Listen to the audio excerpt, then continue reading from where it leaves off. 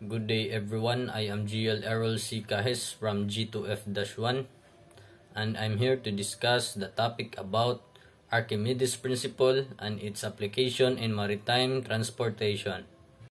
First is, what is Archimedes principle? An object submerged in a fluid experiences an upward buoyant force equal to the weight of the displaced fluid.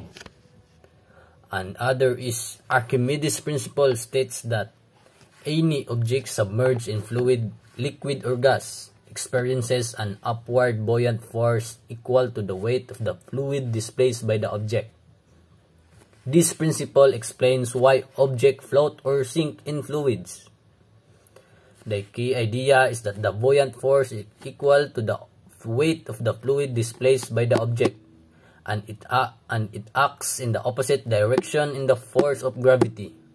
If the buoyant force is greater than the object weight, the object will float. If it less, the object will sink. Example: in the case of rubber duck, when placed in water, it displays a volume of water equal to its own volume. The weight of the displaced water creates an upward buoyant force. Since the rubber duck is less dense than water, the buoyant force is greater than its weight, causing the duck to float. This principle explains why objects float or sink in fluid based on their density relative to the fluid. Archimedes principle has three key concepts. First is buoyancy, gravity, and equilibrium. First is, what is buoyancy? Buoyancy is the force exerted by a fluid, like water or air, that opposes the weight of an object placed in it. This force allows an object to float or rise in the fluid. The buoyant force is equal to the weight of the fluid that object displaces. The principle of buoyancy is best explained by Archimedes' principle, which states an object submerged in fluid experiences an upward buoyant force equal to the weight of the fluid it displaces. Objects float if the buoyant force is greater than or equal to their weight, and they sink if the weight is greater than the buoyant force. Second is gravity, the downward force acting on a vessel due to its weight. And gravity is a fundamental force of nature that causes objects with mass to attract each other. It is responsible for the phenomenon that makes things fall toward the earth when dropped and keeps the planets in orbit around the sun. The strength of gravity depends on the masses of the objects involved and the distance between them.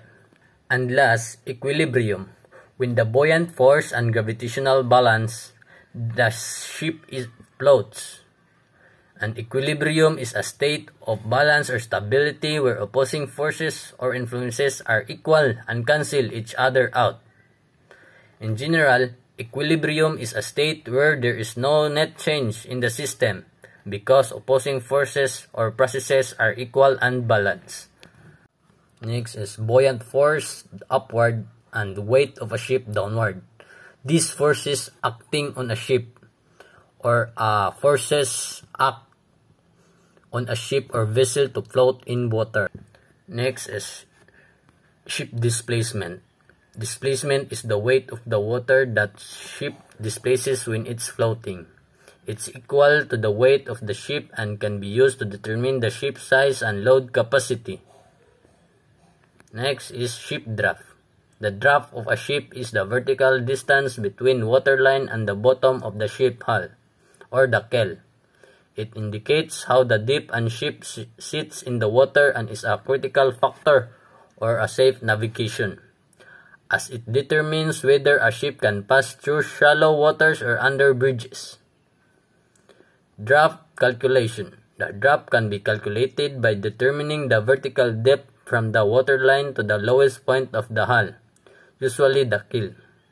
However, calculating draft based solely on geometry is complex and often requires precise data, including the hull shape, water density, and weight distribution.